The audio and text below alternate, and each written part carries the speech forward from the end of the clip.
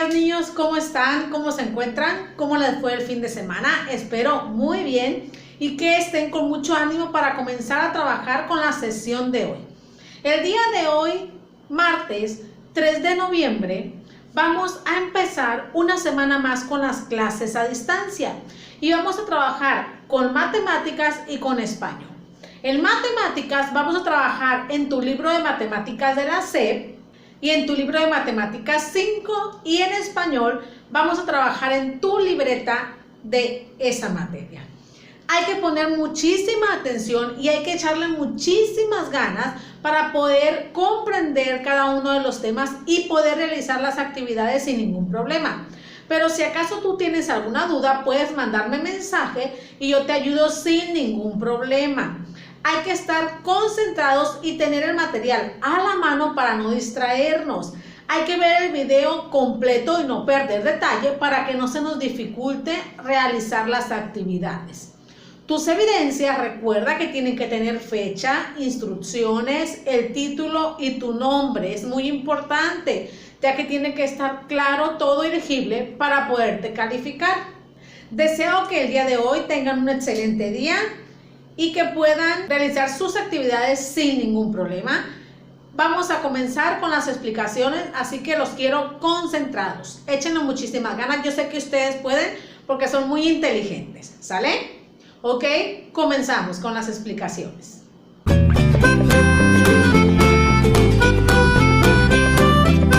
En esta primera actividad vamos a trabajar con tu libro de matemáticas de la SEP, así que tenlo a un ladito, pero primero escucha la explicación. Vas tú a recordar qué es la capacidad, cuáles son las medidas de capacidad que se utilizan más, qué es una unidad de medida. Pero primero yo te pregunto a ti, ¿recuerdas qué es una unidad de medida o para qué nos sirve? ¿Qué es capacidad o para qué sirve una unidad de medida de capacidad? ¿O cuáles son las más comunes?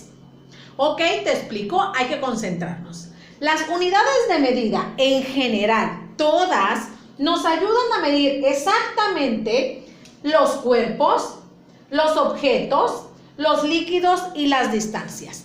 Nos ayudan a saber qué tanto es su medida, pero exacta, todas las unidades de medida. La que vamos a ver nosotros hoy es la de capacidad. ¿Qué es capacidad? Capacidad es lo que cabe en un recipiente. Si yo tengo un recipiente, la unidad de medida de capacidad me va a ayudar a saber qué tanto cabe ahí en ese recipiente, independientemente si es chico o es grande. Las unidades de medida de capacidad se utilizan para medir líquidos, para medir volúmenes. Por ejemplo, si tú vas a la tienda y vas a pedir agua, la pides en litros o en gramos. Ok, en litros. Por lo tanto, el litro es una unidad de medida de capacidad porque nos ayudan a medir cuánto cabe en un recipiente o volúmenes líquidos. Las unidades de medida que más se utilizan son el litro y se abrevia L, y también se utiliza el mililitro y se agrega ml.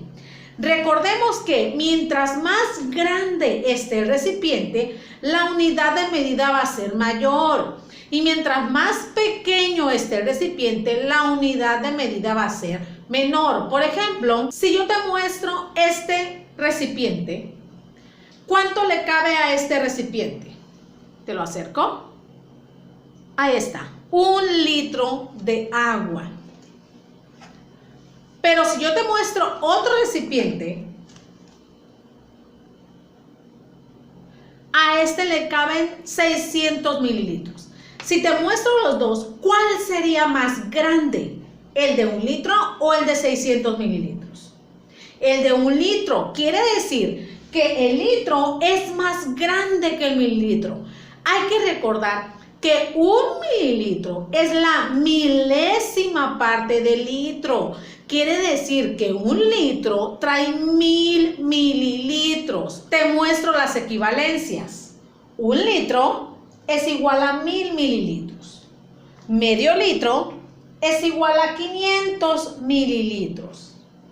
1/4 de litro es igual a 250 mililitros. Si yo te digo a ti, si tengo una botella de 1 litro y tomo una botella de 500 mililitros, ¿cuántas botellas de 500 mililitros cabrán en 1 litro? Se supone que en 1 litro caben 1000 mililitros. ¿Cuántas botellas de 500 mililitros cabrán en 1 litro? 2, ¿verdad? Porque si yo sumo 500 más 500 me dan 1000 mililitros. ¿Sale? Hay que recordar eso, que la unidad de medida del litro es mayor al mililitro. No se les olvide. Las unidades de medida de capacidad son muy útiles en nuestra vida diaria, debido a que se necesitan cuando nosotros vamos a comprar cualquier cosa que sea líquida, por ejemplo, agua, aceite, medicamentos. Entonces hay que saber identificar cuando estamos utilizando unidades de medida de capacidad o de peso. Hay que saber diferenciarlas. Por ejemplo, si yo voy a comprar manzana y voy a comprar agua, ¿qué unidades de medida utilizo para cada una? Para el agua utilizo los litros y para la manzana utilizo los gramos o los kilogramos, ¿sale? Hay que saber la diferencia entre una y otra. Recordemos que las de capacidad nos ayudan a medir líquidos. Mientras más grande esté el recipiente, le va a caber más, entonces la unidad de medida va a ser mayor. ¿Ok? Con esta explicación de las unidades de medida de capacidad, paso a explicar tu actividad, así que pon muchísima atención. Para iniciar esta actividad te vas a ubicar en tu libro de matemáticas de la SEP, página 29 y página 30. Vas a observar unas imágenes que ahí te proporcionan de ciertos productos y vas a contestar todas las preguntas de ambas páginas. Tienes que poner muchísima atención en cada una de las imágenes y qué unidad de medida están manejando, si están manejando litros o mililitros, y responder las preguntas. Tómate todo el tiempo que necesites para realizar esta actividad y posteriormente pasamos a la número 2.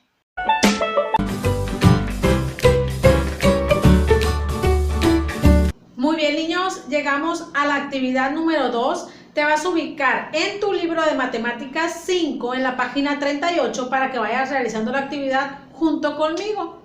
Bueno, te quiero recordar a ti que las unidades de medida de capacidad nos ayudan a medir exactamente cuánto le cabe a ese recipiente, sin importar si tiene agua, aceite, medicamentos, jugo, lo que sea, pero nos ayudan a medir qué tanto cabe en ese recipiente. Recordemos que las unidades de medida de capacidad más comunes son el litro y el mililitro, pero también existen otras y la principal va a ser el litro. Te las recuerdo. La primera que está es el kilolitro, que equivale a 1000 litros. La segunda es el hectolitro, que equivale a 100 litros. La tercera es el decalitro, que equivale a 10 litros. Un litro, que equivale a 1 litro. Un decilitro, que equivale a 0.1 litros. Un centilitro, que equivale a 0.01 litros. Y un mililitro, que equivale a 0.001 litros. Estas son las unidades de medida de capacidad, pero las que más se utilizan son el litro y el mililitro. Recordemos que el mililitro es la milésima parte del litro, por lo tanto el litro es mayor. Cuando queremos hacer conversiones o equivalencias, ¿qué dijimos que era?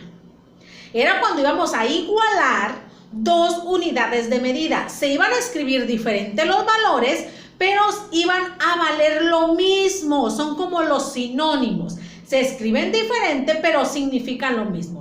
Estas conversiones o equivalencias nos ayudan a igualar dos valores, a que las dos unidades de medida valgan lo mismo, aunque se escriban diferente. Recordemos que cuando yo bajaba para convertir, se multiplicaba. Cuando yo subía, se dividía. Cuando nosotros bajamos, agregamos ceros a la derecha. Hay que recordar. Y cuando nosotros subíamos, agregábamos el punto decimal a la izquierda. Dependiendo las posiciones que yo bajaba o que yo subía, era como yo iba a colocar los números. los ceros o los puntos, ¿sale? Aquí vamos a recordar. Si yo tengo un litro, voy a convertirlos a decilitros. Lo primero que voy a hacer yo es ubicar los litros. ¿Dónde están? Aquí están. Lo segundo que voy a hacer yo es ubicar los decilitros. Aquí están. Por lo tanto, ya me di cuenta que voy a bajar. Y el bajar significa que voy a multiplicar. Y el multiplicar significa que voy a agregar ceros a la derecha, en base a las posiciones que yo bajé. ¿Cuántas posiciones yo bajé? Una. Por lo tanto, ¿cuántos ceros van a ir aquí? 1. Entonces mi respuesta es que un litro tiene 10 decilitros. Si lo quieren ir anotando, está muy bien. La segunda, voy a convertir un litro a centilitros, en 1. Lo primero que voy a hacer es localizar los litros. Aquí está. Lo segundo es localizar los centilitros. Acá está. Me di cuenta que voy a bajar. Y el bajar significa que voy a multiplicar. Y el multiplicar significa que voy a agregar ceros a la derecha. ¿Cuántos lugares bajé? 1, 2. Por lo tanto, voy a agregar 2 ceros a la derecha. Un litro es igual a 100 centilitros. Vamos por la que sigue. Un litro lo vamos a convertir a mililitros. Primero localizo los litros. Después localizo los mililitros. Vuelvo a darme cuenta que voy a bajar y que voy a multiplicar. Y eso significa que voy a agregar ceros a la derecha. ¿Cuántos lugares bajé? 1, 2, 3. Por lo tanto, son 3 ceros los que voy a agregar a la derecha. Ahora voy a realizar estos de acá de abajo. Un kilolitro lo vamos a convertir a litros. Un kilolitro. Lo primero que voy a hacer yo es localizar los kilolitros. Aquí está. Y lo segundo es localizar los litros. Me doy cuenta que bajé, por lo tanto voy a agregar ceros a la derecha. ¿Cuántas posiciones bajé? 3. 1, 2, 3. ¿Sale? Vamos con la siguiente. Un hectolitro lo vamos a igualar a litros. Lo primero es localizar los hectolitros. Aquí está. Lo segundo es localizar los litros. Aquí está. ¿Cuántas posiciones bajé? 1, 2. ¿Ok? Ahí está. Y vamos con la última. Un decalitro lo vamos a convertir a litros. Localizo los decalitros y los litros. Veo que bajé una posición. Por lo tanto, son 10. Recordemos que cuando se baja, se van a ir agregando ceros a la derecha en base a las posiciones que yo voy a bajar. Si bajé 3, agrego 3 ceros. Si bajé 2, agrego 2 ceros. Eso es cuando tú bajas. ¿Entendido? Cuando yo subo, se va a agregar el punto decimal a la izquierda y voy a empezar a contar a la izquierda en base a las posiciones que yo subí. Tengo que empezar a contar desde los números. Si me faltan cantidades, ¿qué voy a agregar? Ceros. Por ejemplo, quiero convertir 5 mililitros a litros. ¿Sale? ¿Qué hago primero? Yo les pregunto. Ok, localizo los mililitros. Aquí está. El segundo paso, ¿cuál es? Localizar los litros. Aquí está. Me doy cuenta que voy a subir. Y el subir significa que voy a dividir. Y el dividir significa que voy a agregar punto decimal a la izquierda. ¿Ok? ¿Cuántos lugares subí? 1, 2, 3.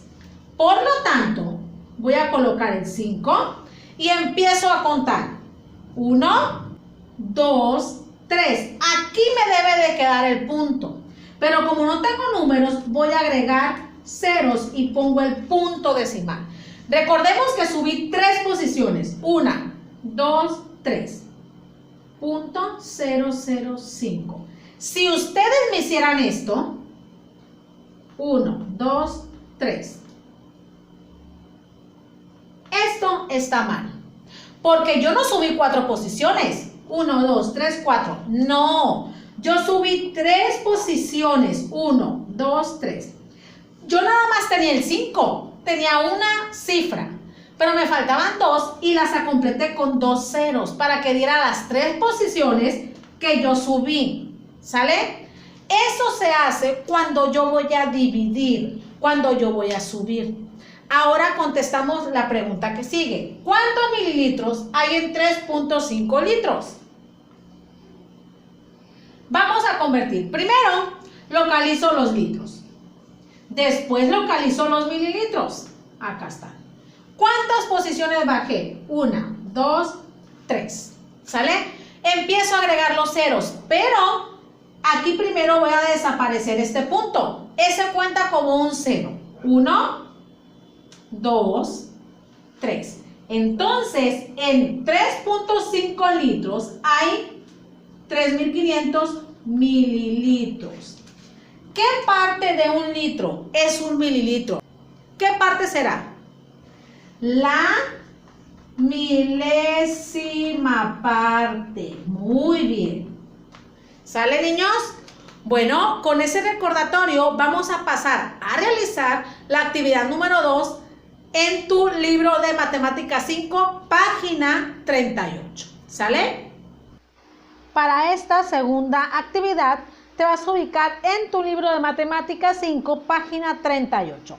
En el punto número 4, ya lo realizamos en el video, tú ibas a completar las equivalencias que ahí te pedían. Puedes colocar los mismos resultados que hicimos en el video. En el punto número 5, vas a convertir cada unidad de medida que ahí te muestran en las que te piden. Por ejemplo, un cuarto de litro los vas a convertir a mililitros. 140 mililitros los vas a convertir a litros. 5 mililitros a litros, 4 litros a mililitros, medio litro a mililitros y 1250 mililitros a litros. Recuerda cómo se realizan las equivalencias cuando multiplicamos y cuando dividimos. En el punto número 6 vas a subrayar la cantidad mayor. Por ejemplo, en el primer conjunto está 200 mililitros o un cuarto de litro. ¿Cuál es mayor? Lo vas a subrayar. En el segundo están 600 mililitros o medio litro. ¿Cuál es mayor? Lo vas a subrayar. 300 mililitros o un cuarto de litro. ¿Cuál es mayor? Lo vas a subrayar. Y vas a describir qué estrategia utilizas tú para hacer las conversiones. Recuerda la que hemos venido explicando. Tómate el tiempo que necesites para realizar esta actividad y posteriormente pasamos a la número 3.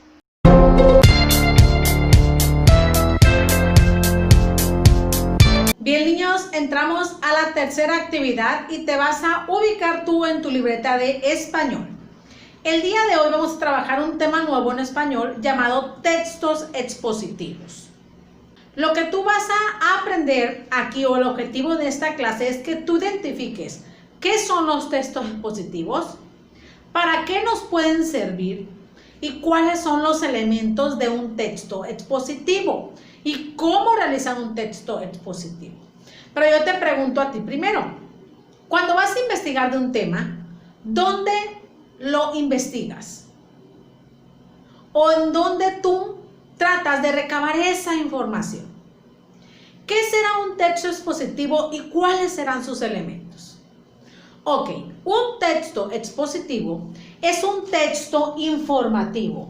Este nos va a mostrar todos los aspectos importantes de un hecho real, de un hecho que ha pasado en nuestra actualidad, en el mundo. Puede ser cualquier hecho informativo.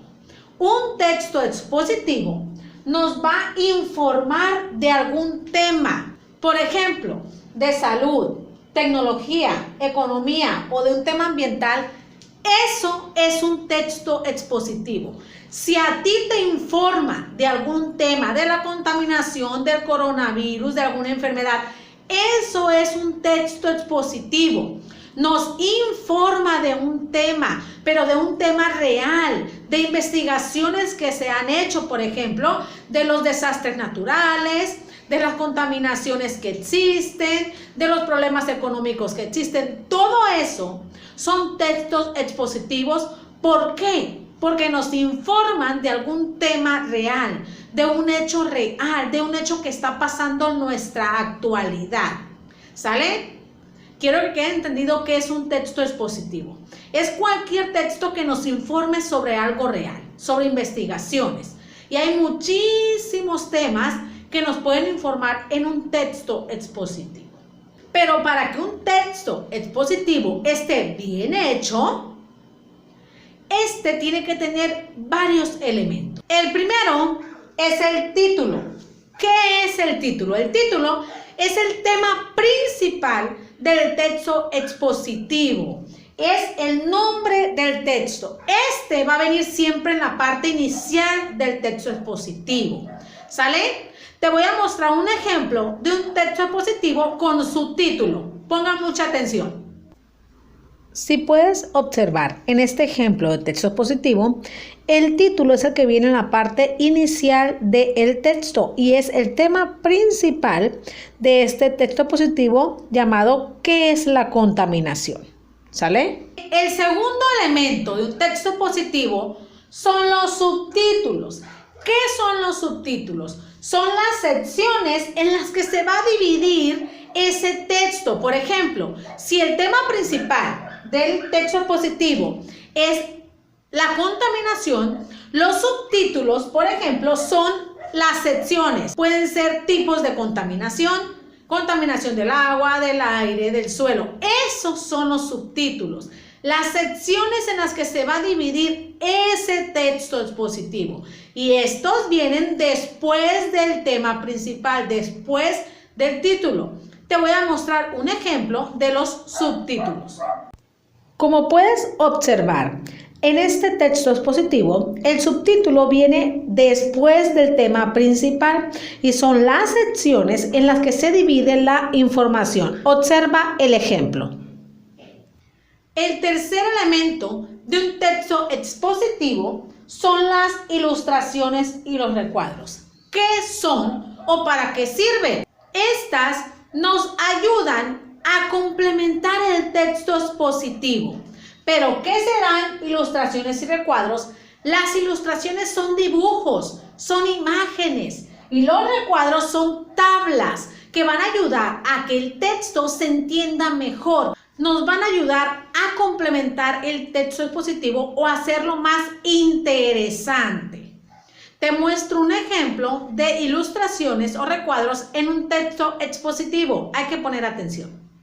Si te fijas en la parte derecha de este texto expositivo está una imagen que sirve como ilustración. También ahí pudiera haber tablas u otro tipo de dibujos. El cuarto elemento de un texto expositivo es la información. Esto es uno de los más importantes. ¿Por qué? Porque la información es donde nos explican todos los aspectos interesantes de ese tema, de ese texto expositivo. Ahí en la información nos van a explicar causas, consecuencias, todo el desarrollo del tema. Todo, sin dejar ningún aspecto fuera. Ahí nos van a explicar específicamente el tema con sus aspectos más importantes e interesantes. Te muestro un ejemplo de la información de un texto expositivo. Como puedes observar, la información es todo lo que nos explican aspectos interesantes, relevantes del tema. Observa el cuadrito verde que yo te estoy mostrando ahí, en ese texto expositivo. Y finalmente, el quinto elemento de un texto expositivo son los índices. ¿Ustedes han escuchado hablar de los índices o de un índice? Si ustedes recuerdan, los índices siempre vienen al inicio de los libros. ¿Para qué creen ustedes que será un índice? Ok, el índice son las secciones en que se va a dividir ese texto expositivo, pero con las páginas. Ahí va a venir el nombre de la sección y la página de esa sección. Vienen exactamente qué tantas páginas abarca la sección, ¿sale? Viene el nombre principal y los subtítulos que se derivan de ese tema principal. El índice es muy importante ya que nos ayuda a localizar la información más fácilmente. Si ustedes se ubican en el índice de un libro, ¿verdad que ahí encuentras más fácilmente la página? Bueno, pues el índice para eso nos va a servir, para encontrar más fácilmente la información que nosotros queremos encontrar. ¿Sale? Ahorita te voy a mostrar un ejemplo de un índice. Esto que te muestro aquí es un ejemplo de un índice. Si te fijas, trae el tema principal y los subtemas también y las páginas exactas donde tú puedes ubicar la información. Ok, niños, entonces eso es un texto expositivo. Es el texto que nos va a informar sobre algún tema, ya sea de salud, tecnología, ambiental, etcétera. Pero ese texto expositivo nos va a explicar un hecho real, un hecho importante. Y tiene que tener estos 5 elementos para que pueda estar correcto, ¿sí? ¿Dónde podemos encontrar un texto expositivo? A ver, ustedes díganme. ¿En el internet? ¿En un libro? ¿En una enciclopedia? ¿En una revista? Ok. Hay muchas fuentes de información donde nosotros podemos sacar un texto expositivo. Recuerden que los textos expositivos nos van a ayudar a nosotros a informarnos de un tema específico, un tema que a nosotros nos interese, pero tiene que estar muy bien escrito para que nosotros podamos entenderlo y tiene que llevar estos 5 elementos.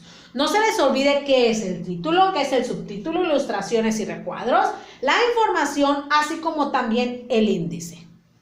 ¿Ok? Te paso a explicar la actividad, así que ponga muchísima atención. Para realizar esta tercera actividad te vas a ubicar en tu libreta de español y en el punto número 1 vas a colocar el elemento del texto expositivo donde corresponda, ya sea que es título, subtítulo, ilustraciones e información. En el punto número 2 vas a encerrar el índice donde tú encontrarás más información sobre el tema anterior, que es sobre los climas. ¿En cuál de los 2 índices que aparecen ahí encontrarás tu información sobre los climas y lo vas a encerrar?